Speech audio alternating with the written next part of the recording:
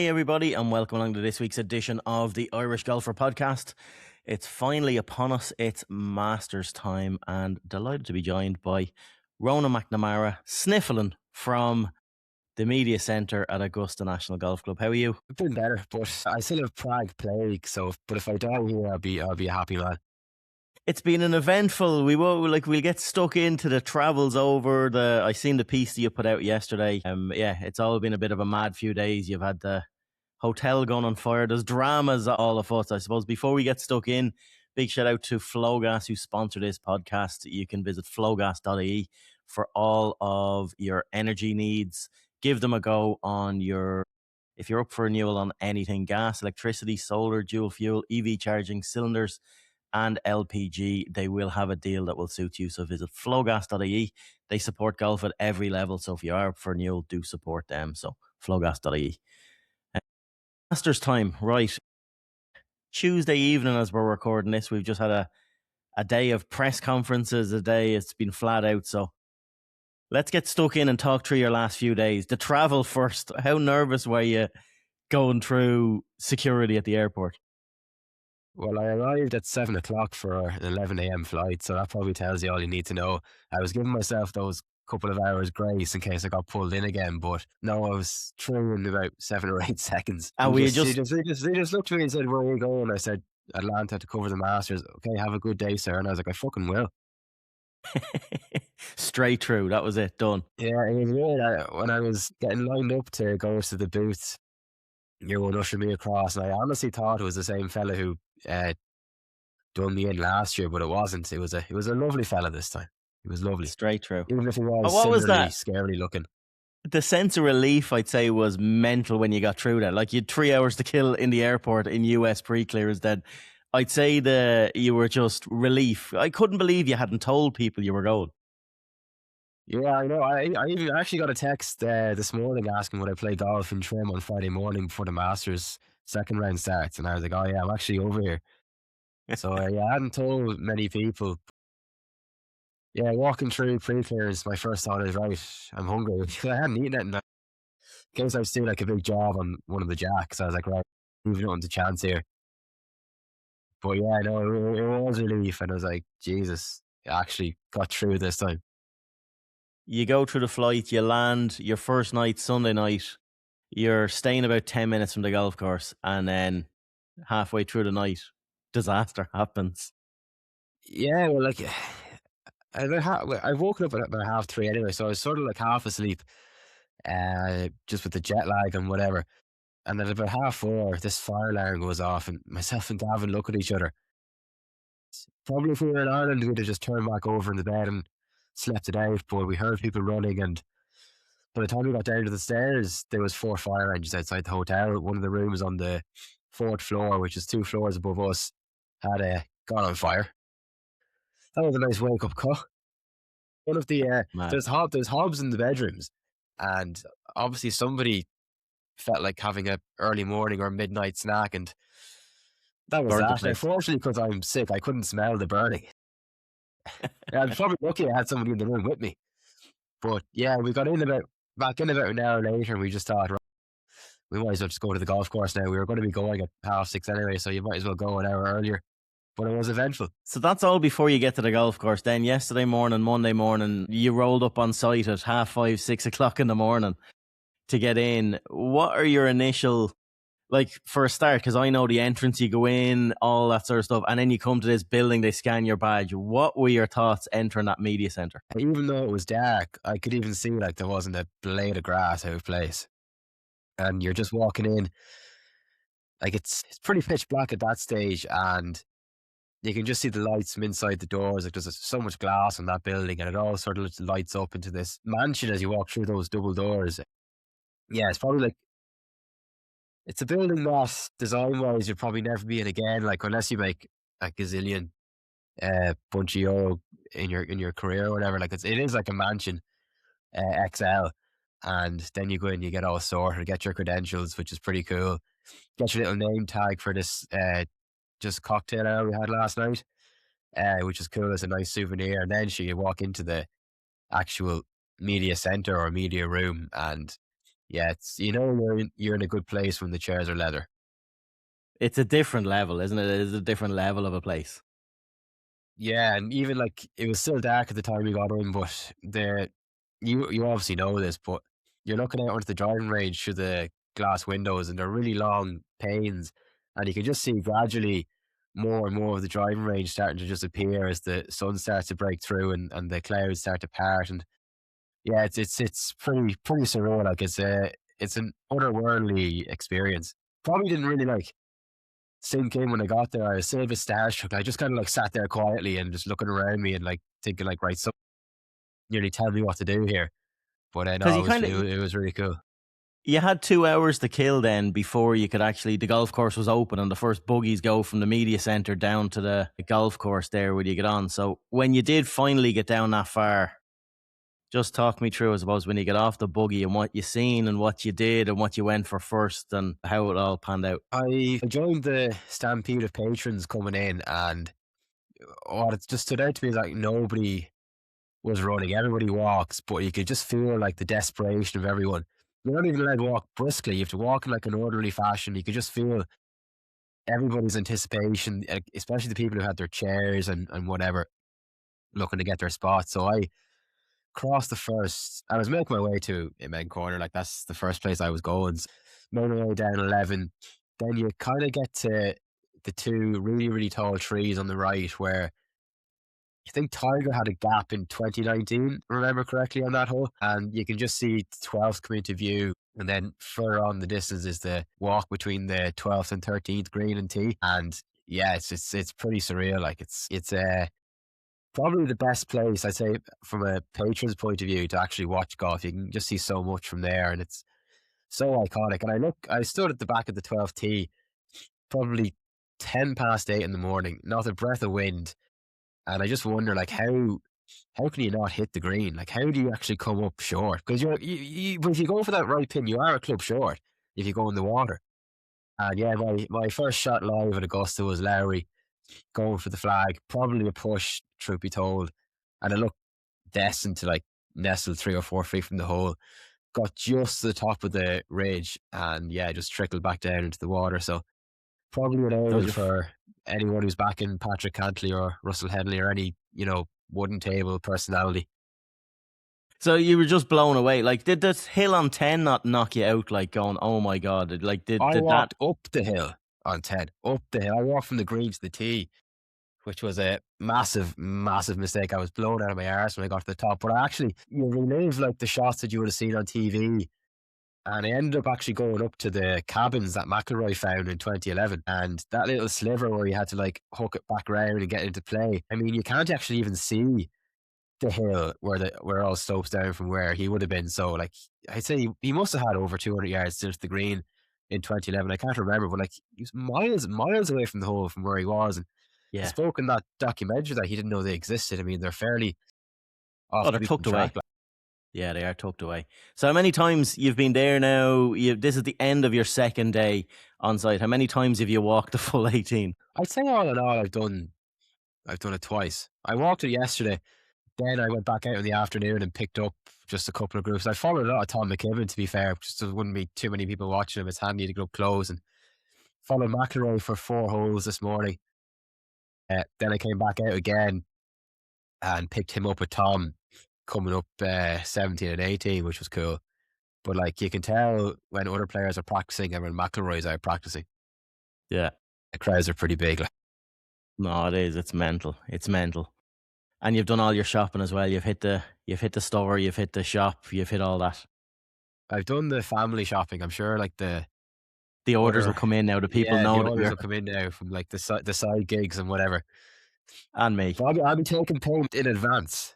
Exactly. That's my 100%. 100%. Yeah, the weather, right. We'll get stuck into the tournament now. I just wanted to get a little bit more of your feeling. Like, did you, before we get in, did you get emotional at all when you seen it? Because I did. I know I did when I seen it for the first time. Am I I didn't just cry soft? now, but I just kind of stood there. I was like, yeah, this is what it's all about. Is it everything that you expected or more? Yeah, everything like it's everything that you'd expect from the like real iconic holes, and then maybe the lesser appreciated holes are actually the ones where I'm like, okay, didn't know that was there. Didn't know it actually looked like that. Like the sixth green has completely baffled me. Like it's Yeah, absolutely ridiculous. Didn't know the seventh green was actually that narrow from front to back because you know they throw it all, yeah. especially on that Sunday when they throw the ball back and it comes back. So you'd imagine there's like a lot of footage to work with There's there, but about there actually 15 isn't. foot to play with. Yeah, yeah. There's not It's much mad. rain. But no, it's cool watching the players like have a 15-foot putt and decide they'll put it 30 feet sideways and bring it back.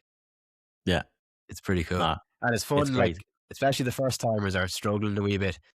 They'll try some like audacious line or chip it up onto the slope and it doesn't come back. So you see a lot of people looking fairly stupid as well, which is cool. Yeah, no, it's good. It is, and it's all heating up to be like the Masters that I've covered. I've never had a firm and fiery Masters. Really, there's always been a bit of weather. There's been a bit of stuff. You got a couple of showers there on Sunday just before you arrived, but the place is starting to dry up now. This is going to be a firm, hot, fast Masters, which we haven't had in a good few years, and the course seems to be in really good shape that they can just switch everything off, knock the heat on, and really get it fiery over the next few days. Yeah, like I noticed this morning that the surf, like where you walk, there was a lot of patches, which you usually wouldn't like associate with that at all. But yeah, it's going to be great because everyone said, "Oh, just take driver, then get it as close to greens." But probably then your priority might be to lay back a bit and actually leave yourself a number that you can control the ball and spin it on, like what are going to be like trampoline like greens, I suppose. Yeah, yeah. Right, so what stuck out today? You've all the pressers you've gone to today. Who did you sit in on? I was expecting you to ask Rory a question. I didn't hear anything. Barely speak. Why would I think I'm wrong. No, I actually found the interview room absolutely freezing, so I was struggling a wee bit in there. But no, we got Shane underneath the big tree outside the clubhouse, which is cool. Yeah, he's quite relaxed about the whole thing. Don't know, does he like fully believe he can do it? He talks like he feels like he can do it, but I don't know, just it's very casual. It's not like a defiance that he might have if he had won earlier on the season. But no, it's cool. Like actually whipping out the dictaphone, it just feels a bit different rather than the phone. And actually going out with without the phone yesterday for the first 20 minutes, I was constantly like just feeling my pockets. Like you rely on this tiny little device now. I mean, the only time I go on the phone is if I'm at the laptop in the media center, and if I'm on the course, obviously leave it behind. And then sure, by the time it's over, it could be midnight or 1 o'clock in the morning back in Ireland. So there's no point in actually going on it. So it's kind of nice not to be just relying on the phone the whole time for a week. What was Shane like then, chatting? Uh, Did yeah, he go through he's his in good prep form. like? He has no, he wouldn't really go into that. He said he still has to talk to Neil and Darren about how he's going to approach, like what's his mindset going to be on the first tee. As he has, he's had this vision of sitting out on that sort of back lawn outside the clubhouse with McIlroy when they're both 70 years of age, having a beer with their green jackets on, obviously. So like he has thought about it, and having Roy put the green jacket on Shane on Sunday would be, probably second to what happened last year. But yeah, you get the sense he'd love to do it. But whether he believes it, I wasn't 100% convinced. It was like, if I'm there to be great, I hope to be there. Whereas, like, if Harrington was there, he'd say, oh, yeah, I well believe I have a chance this week. And, maybe Larry actually needs to look at some of these lads and say, to hell with this. I'm better than him. I'm as good as him. Why can't I be like that? Because you get the feeling that, he knows Rory's better than him. He knows Scotty's better than him. And he just accepts it. So there's no real rivalry. Like, Larry doesn't really have a rivalry with anybody. And maybe that's part of that. But yeah, he said he has what it takes, and he obviously does. I think it's just, again, it's in between the two ears, isn't it? For good and bad. Belief and obviously then acceptance. He spoke about acceptance a lot, and Okay. that's obviously going to be massive for him. Was it just Irish journos there, or were there a few of the American lads joined in as well? No, it's just the Irish. So the So did usual anyone suspects. press him at all on, I suppose, the mindset coming in here after the near misses this year? Is that a positive? Has he taken the positives for that, or did anyone address that? Yeah, he's taken the positives. Like again, it's the usual. He played great golf yet again. Feels like he hasn't that when he was talking about acceptance, he was like, it's been like that all year. I've hit some really, really good shots and not got the breaks here and there. He said he actually said I've had a brilliant season up until the 16th hole of the Cognizant, and he acknowledged then that he probably should have taken a week off, but with it being Bay Hill and the players, I suppose he probably couldn't afford to do that. So he knows that the Bay Hill and the players post cognizant wasn't really a true reflection of where he actually is. He was quite bullish about how well he played in Texas a couple of weeks ago, and he actually said, "This is actually a golf course I know I had no chance of winning on," which is weird when you go to an event. But he was pleased with how he played, considering like it's just a real bombers golf course at that Texas Children's Open or whatever it's called. So yeah, I wrote about it as well. Like that, there was plenty of good stuff, even though he was T28. His stats were good, and yeah, he seems to be over what happened at the Cognizant, I suppose. Yeah, yeah. Trending. Trying to kick it on. We we're kicking on. We'll do a little bit in the Irish lad. So we've done Shane there.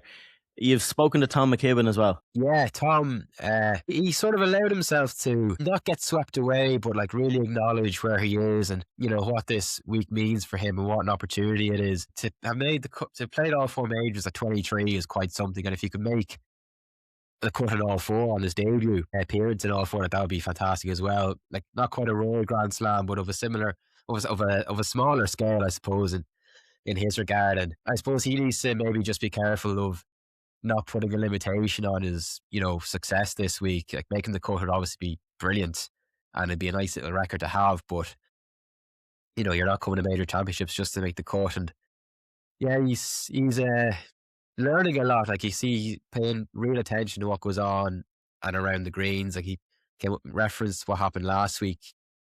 Some of the lines like that Tyrrell Hatton was taking on the greens, he was like, I just couldn't see. It's not like that creativity and the vision. He said you can have it, but you also need to develop it over time and have, I suppose, have a bit of bravery to be able to take on maybe a ridiculous line that doesn't really make sense, but you know it's the right line. And yeah, he spoke about being really nervous coming up here last week and playing, even though there was nobody around. And he said that sort of amplified just with the crowds coming in. Everything seems a bit tighter as well. So yeah, there was actually good stuff from Tom yesterday. Yeah, he's. I think he'll go all right this week if So he do can I. get to He's in a grips. If he can get to grips with the greens yeah. and what you have to do around him and missing in the correct spots. I suppose that's what any rookie really needs to do here is just learn like that acceptance again that Larry was on about. Play for 25 feet, 30-foot targets. Yeah, and he's thrown in some low rounds. I know he had a little bit of a golf ball switch there 2 weeks ago at his last tournament as well. So he's been Using the messing blade around on the putter as well. yeah, yeah. It's like he changes putter every week. Like he's mad. He shot 62 3 weeks ago, and he's new putter since then, and a new golf ball. Like it's just he's constantly tinkering. But no, he's close to finding something. I think Tom and the experience that you said as well, like getting to play practice rounds with like Tyrrell Hatton, obviously Legion 13. He's done stuff with John Ram around there, past champion, and then to get to play with Rory today as well. And he's very aware of what other guys are doing and picking their brains. I'm sure his yardage book is full of notes and interesting things and stuff to help him plot his way around. Yeah, I mean, to have Ram and McIlroy, I suppose, in your corner almost, and then Tyrrell as well. Like it's hard to get a more experienced three people, I suppose. To lean on, Watching yeah. him walk up, watching him play the last four holes at McIlroy was pretty nice. Like McIlroy was out on his own, and because he was just flying through the holes, he ended up catching McKibben on the back nine. So it was more of a coincidental hours they spent together rather than it being planned. But like it was nice, and it looks like he's really enjoying the experience. And I'd imagine he's just dying to get started. And being like, it's the build up here is massive. And it's only Tuesday, and I'm just waiting. Like, come on, let's just get started. Let's just go. Yeah, yeah. Right, last of the Irish guys teeing it up then, obviously defending champion Rory. You're just out of his presser there about an hour ago, 2 hours ago. He seems very relaxed. Yeah, like I suppose the demon that he's usually driving up Magnolia Lane here on a Monday is long gone. Like, so he's driving up a different man, I suppose, with a new mindset. Whether that's a good thing or a bad thing, does he need that chip on the shoulder and that bit of focus to perform well? I suppose we'll find that out. But no, he was in really good spirits. Had us laughing in the press room a good few times. About Some really flowers. good, yeah, some really good stuff actually on the Champions Dinner. And like I suppose like McIlroy, like coming up here every year, knowing he needs it to win the Grand Slam is hard enough. But it turned into like an imposter syndrome for him. It seems coming up on the Tuesday, seeing all his peers go to a champions dinner, and he's sort of like sheepishly in the car park, waiting for them all to go inside, so they didn't see him getting out of the car.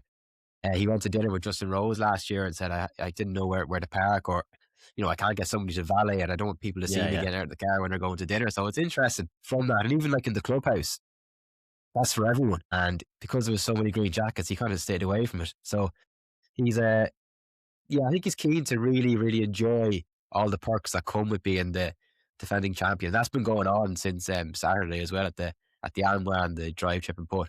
So Yeah, it's almost like it's his first time at the Masters all over again in many Yeah, respects. it's his first time actually relishing that drive up. He's tried everything. Like we've went through it for donkey's years, and he's tried coming early, coming late, with family, without family and friends. He's tried playing in the lead up to it, not for playing in the lead up to it. He's tried everything, but he seems to just be more, which it's obvious he's more relaxed. He's completed it. He is very dangerous coming into this week. Like his body is 100%. He's not gone on that. He was on site last week a couple of times.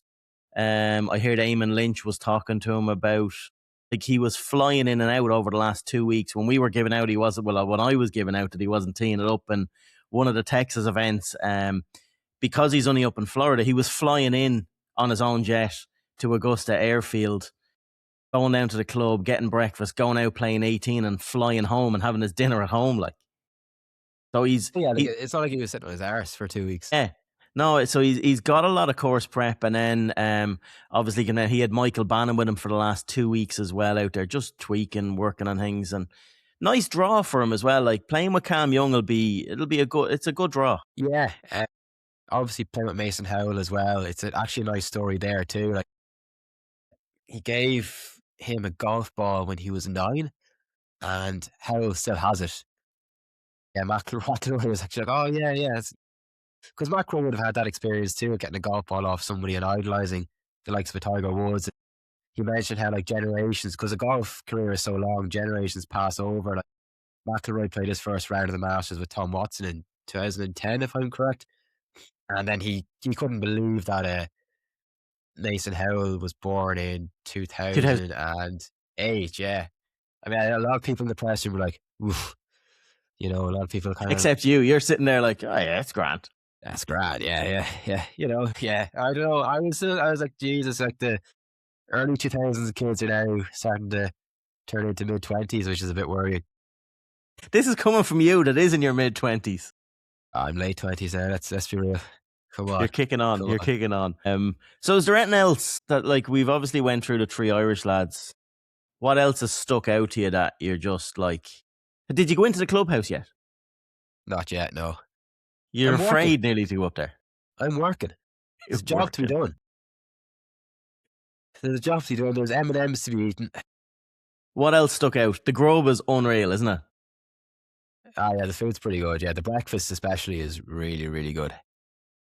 Yeah, like, you think you know how to make an omelette or I love the bacon. I love the bacon. It's just pure grease. American It's bacon. brilliant. Master's bacon great. is the way forward.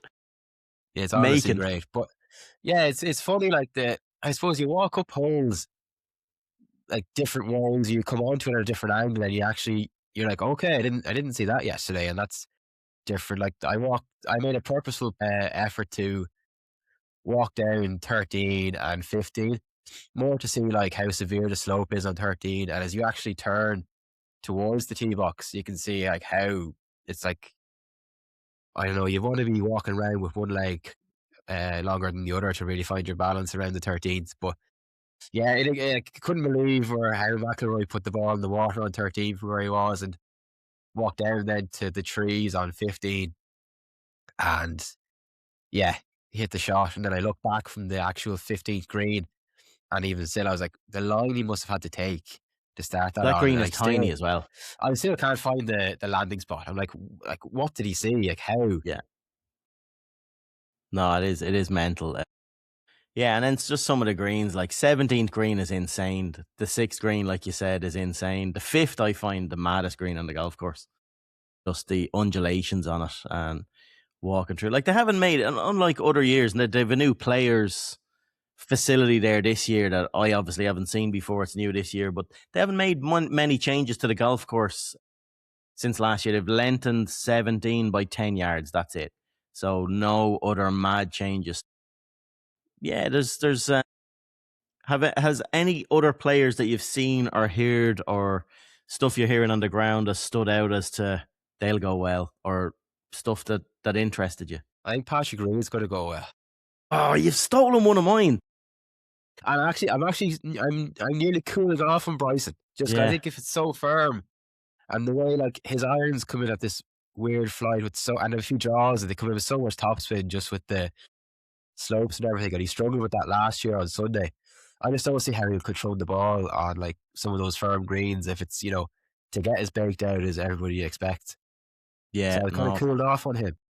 Yeah, you've stolen one of mine. I've obviously, like, if you're nailing me to picks, I'm gonna ask you for picks and we'll go through a few of them.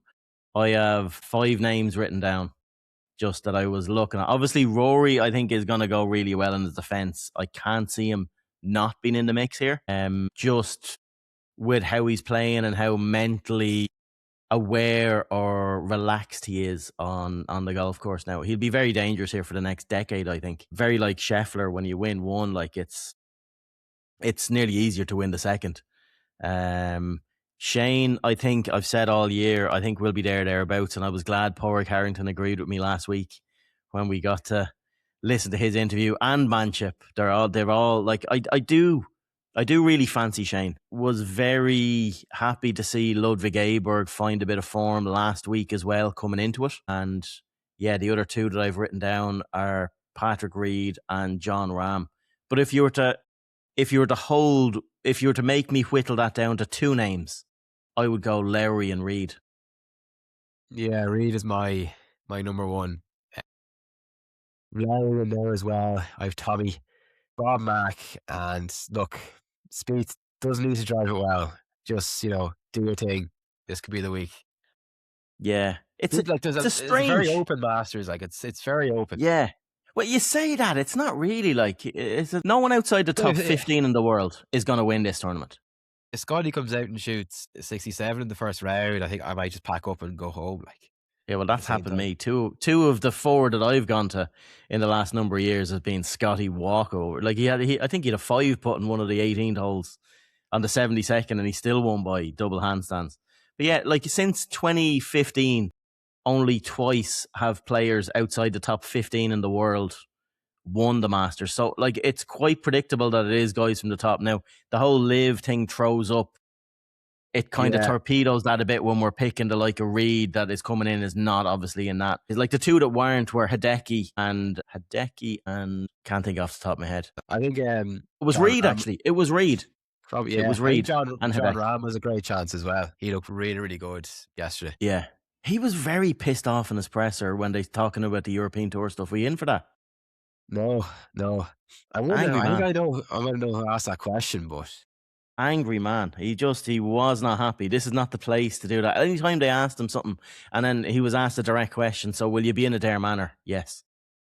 So he's very on about sorting it out, and he's just said this is not the week for it. So yeah, whoever asked the question is probably dead now. They've probably shot him and killed him and buried him somewhere. You can't I'd be say asking we both. difficult I'd questions. say we both know the name. um, but yeah, it's a weird week, as in looking for form horses.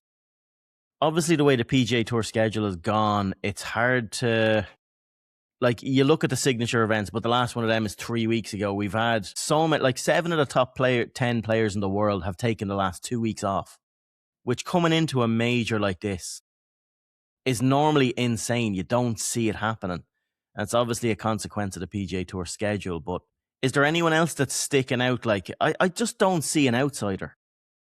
Yeah, Cam Young and I think Xander as well have great chances. I'm still. Saw Cam Matt Young's world Splash number was tipped. 3. Yeah, and like you gotta give him respect for that. Like, Matty Fitz, I don't know. Colin Morikawa was injured. He's Yeah, going around hitting wedges and taking I seen putts. him I mean, that's practicing it. with 3 clubs, and I was watching live from the Masters, and he was out with he had a rescue, and he had a sand wedge and a putter, and that was it.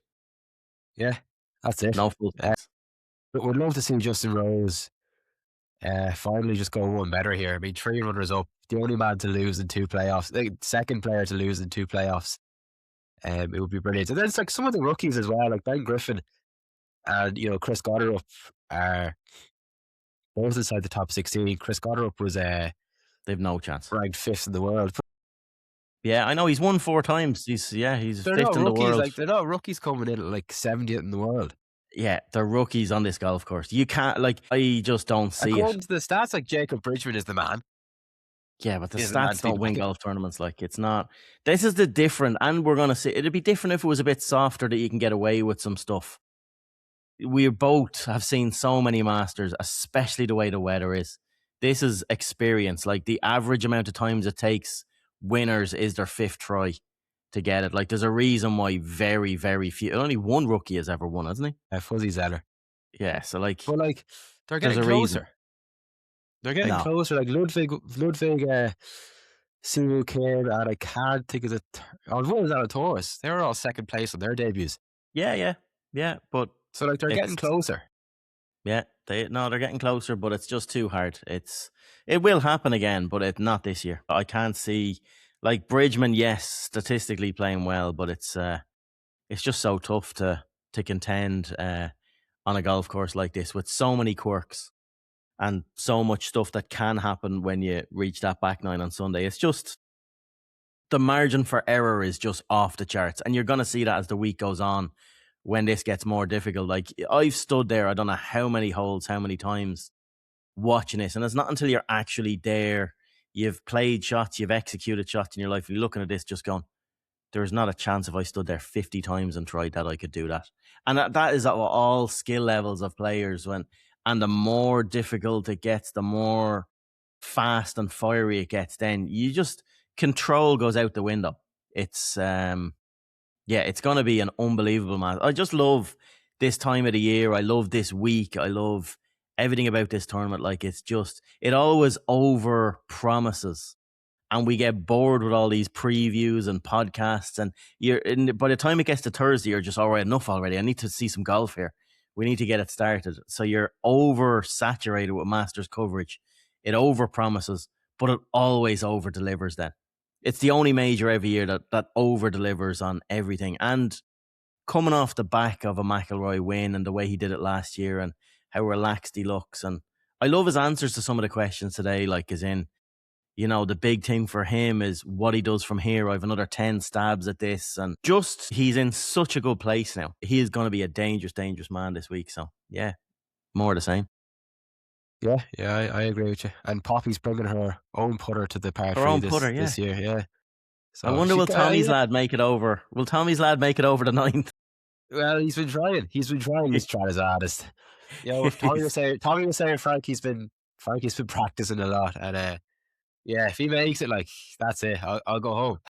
The place will go mental if Frankie Place makes will it go mad. over the green. It'll be some crack. So good. It is so good. But, like, so anything else? Like, give me some behind the scenes stuff. What's excited you more than anything, or what's blown you away the most that you've seen since you've got through the gates?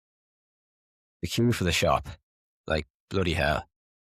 Like, honestly, like, and anyone who's been there knows, like, the queue yesterday was It's a kilometre long. Almost as far as the press building. Yeah. And you just kind Which of is the full length of the driving range. But you have to look at these people and you're like, how much are you willing to pay? Like, to stand there for 2 hours? 2 hours, maybe? They'll never get a chance to walk in again, most of them. Like, you're going there this year, you've filled your boots in the shop already, like, but you will go back in and have another nibble for yourself because you'll realise, God, you'll hate some of the clothes I bought, actually. Why? You'll hate them. You'll just be like, you did it wrong. What did you do? There's hoodies and jumpers and all sorts of funny colours. Funny colours. That's what it's all about, though. You gotta merch up. Like, it's just such a unique experience, like, so that's what's blown you away the most. And, like, the amount of people who are like, oh my god, Phil played this shot from this exact area. Oh my god, this is where Rory hit that shot. Like, the Americans are just the whole time but that's what it's all about. But everyone's at it, like. Yeah, and guys going around with umbrellas, like, swinging them like they've golf clubs in their hands and going for different spots. But that's what it's all about. Like, you're walking in the footsteps of the There was a past going fella. around. There was a fella who kissed the grass today, Yeah, yeah. like proper, no, like proper shifting. Shifted the I'd grass. He say if didn't he, just I'd say kiss if the he grass. could, he'd have dropped the hand down like as well. And there's me thinking, I was like, this is a sign that I actually got comfortable where I was yesterday. I lay down at the back in the ninth, watching Fleetwood come through with these two amateurs, and then I watched McKibben come through, and I just kind of lay there and started picking at the grass, and I was like, probably not allowed to do that. You could get banned for that. Honestly, it puts everyone's like front and back garden to shite. Like Yeah. No, it is. anyone thinks they're good at gardening, get a reality check. Go to the Masters and get a dose of reality. Yeah. Is there anything else you'd like to hit on? Like, this is just a quick preview of your experience and how you've got on. We'll log on again later on in the week, obviously when the tournament kicks off. But like, I've been ribbing you for the last year, obviously not getting through customs last year and all this, and then asking you how excited you are. How excited you must be, blown away now that you're there and on site, and just like, Jesus, there's so much to explore here. Yeah, like yesterday again, I was kind of starstruck and didn't really know what to do. Whereas today, I came in and I was like, right, I'll do this. Then I was like, ah, fuck, I'm going back out again. Yeah, Just go, just like spend all day out there. yeah, because And you're the never weather's gonna the get bored of weather's it. the weather's unbelievable, so that obviously helps. Yeah, no, that's what it's all about. I'm not sure if news has filtered through yet on the West that a good Mead man has won the West. Yeah, that's what you want. Mark Cadden, he's the man. Go on, Old Castle. Mark Cadden has won the West earlier on today. So, yeah, like, you really do have to feel sorry for Collie Campbell. Yeah, I mean, like, yeah, to Two especially finals to like lose that in a two row. kids, Yeah, to lose two kids as well. But like, it's brilliant to. I think it was three youngsters in the semi-finals, and we spoke about this before. Like a lot of lads in their early 20s, mid 20s, have turned pro the last 2 years, and now we're starting to see that next crop, like Mark Cadden, William O'Riordan, Alex Kearns, and obviously Dylan Holmes last year as well. So we're seeing a lot of players come through. Like Aegon Brady had a good week as well. So starting to see lads who will start featuring over the next 2 or 3 years, I think, as well. So, well, yeah, you have to feel sorry for Collie because I would have no, put him you with him do. one of the provincial slam as well. He needs the west and the north. Yeah, no, it is. It's a tough pill to swallow, and we'll But catch up with him over the next there's week. nothing But you can do about like your opponent holding a 15-footer on the 20th. I think it was it? yeah, yeah, and it was a good putt. Not sure if you've seen the putt online. Like, it was really like right to left breaker. It was just perfect. But yeah, so be it. Right, I think for today we'll wrap it up there. This was just logging on to have a quick chat, see what your journey's been like up to here, and see how you're fitting in. Nice background there with the Masters. Great the way they've podcast rooms and everything in the media centre. All the lads. Tiger, well, Yeah, it is we'll cool block actually. him out. We'll block him out. He's in the Bahamas somewhere. Right, I think that's it. Yeah, we'll wrap it up there, and yeah, we'll log in probably either Thursday or Friday. We'll log back in after play and have a chat through. Hopefully, all three Irish lads are up there contending, and yeah, we'll keep an eye out for you on the telly. Don't miss the ceremonial drive off. I knew you'd say that. No, I'm Yeah, gonna position. exactly. I know. I've been conscious of like my position on that tee. Make sure I get on the TV for that one. In the Pete spot, make sure you get Getty. You're getting photographs everywhere that you can download them. So, County Meath Golf Club shirt on. Barton Cup 2014. Right, They'll, go on. they'll put me on. They'll put me on the blacklist with the players. Enjoy anyway, and yeah, keep up the good work there. Anyone that is looking for any good Masters covers, Ronan's obviously penning a million things a day over there, running around finding stories all over Augusta National. So visit irishgolfer.ie to keep in touch with all that. We will log in again on Friday. If you do like the podcast, don't forget to subscribe as well. It's something we never call out, but there are thousands of people listening to it, and yeah, going through. So we'll chat to you again on closer to the weekend. Enjoy the Masters. Chat to you soon. Bye.